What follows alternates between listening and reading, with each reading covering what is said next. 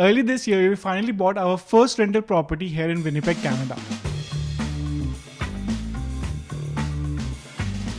It's a 4-bedroom house close to the university, which means there is always demand for housing. In this video, we will go over the thought process that went into buying this house, how we ran the numbers, and how we ensured that this would be a positive cash flowing property. We have had this property for almost 6 months now, so we will share some of the key important points when it comes to renting the house. We will also share some of the common issues which we have faced as property owners. So if owning a rental property is on your list, then this video is going to make a lot of sense to you. For anyone new to this channel, we are Abiha and Ashar, and on this channel, we share our financial knowledge with you so it can help you either save money or make more money. And if this is something that interests you, then please do subscribe to our channel. With that being said, let's get started. The house was listed for $189,000 and it is a fair price for the neighborhood the house is in. Right? We actually didn't even see the house physically. We placed an offer while we were on a trip to Toronto. Yeah. It may sound reckless, but we were toying with the idea of buying a house since 2018. We did way too many analysis and theoretically learned everything there was to learn about residential real estate investing. We actually got into that analysis paralysis mode and didn't do anything for 5 years. Huge mistake. Anyway, we took a risk with this house and we decided to go forward with it. We thought that even if we do not find any tenants, we'll be able to pay the mortgage for at least a couple of months from our own pockets. And the worst case scenario was that, let's say if we don't find any tenants, we were ready to move in the house ourselves so that we are not bleeding any money. We were not even sure whether we would stay in Winnipeg, and we still are not, and we might move to Calgary soon. But we wanted to still buy a house and learn from the experience and then decide if we want to continue with real estate investing. The idea was that theory will only get us so far, and if we really want to understand and learn from the experience, then we have to get in the game, and that's what we did. Before placing the offer on the house, we ran all the numbers with an assumed market mortgage rate of 5%. Eventually, we ended up getting a fixed mortgage rate of 4.64%, which is actually great. Yeah. And the numbers which we were calculating included everything: mortgage, utility bill, property tax, insurance, vacancy, and maintenance. Internet. Everything.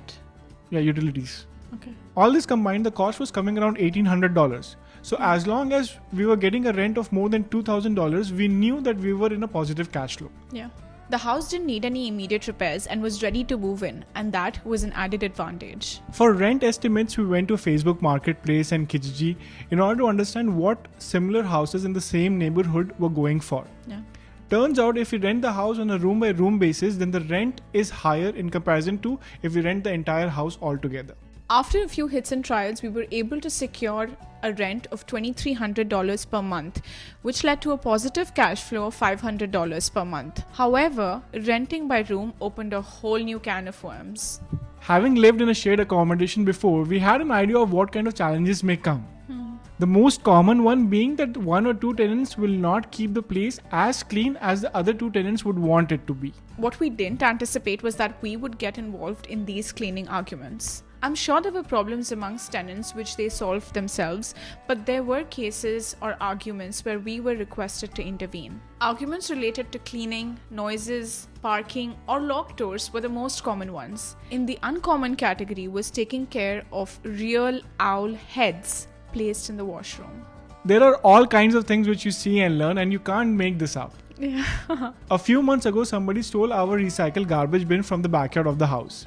Now, City of Winnipeg is not going to reimburse you that, and the expense on that comes onto the owner. So I have ordered a new garbage bin, but they have not yet delivered it. It has been a couple of months. As a result, there was a lot of garbage getting piled up, and what eventually ended up happening was that I took a car, I went to the house, got all the garbage in the trunk of the car, and then went to a different place and threw all that garbage. What we have learned is that if we want to minimize these arguments, and more importantly, if we want the tenants to resolve these arguments amongst themselves, then it is extremely important that these tenants are from the same background. We try to get the tenants from the same background, and we do so by placing the ads and clearly describing in the description that what is the background of other people who are living in the house. In our limited experience as property owners, the most time-consuming part is finding the right tenant. This includes setting up the ads, communicating with prospective clients, showing the place to people, and finalizing the agreement. The maintenance part, although expensive, is not a huge pain. To give you context, there was a furnace disruption a few months ago. The furnace was not working properly and we had to hire a technician to get it resolved. This ended up costing us $1,000, but it was not a huge pain. But if a call comes that one of the tenant is moving out and we have to look for a new tenant, then that's the worst feeling ever. And just to be clear, it's the worst feeling because of the hassle which is involved. You have to go and show the house again and again, and somebody will come see the house, they will not like it, they'll say, okay, I'll let you know. So you're hanging in there, and you're like, somebody will say yes or something like that, and it's the not knowing which is causing the problem.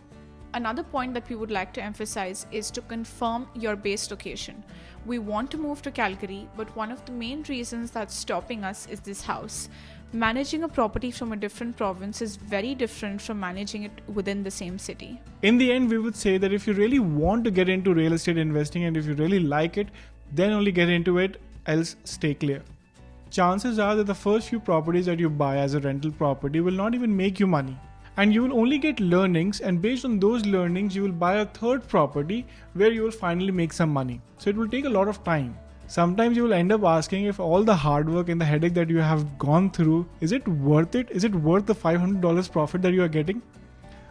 Well, the answer is that if you want to remain in the game, then yes. But if you don't want to remain in the game, then no.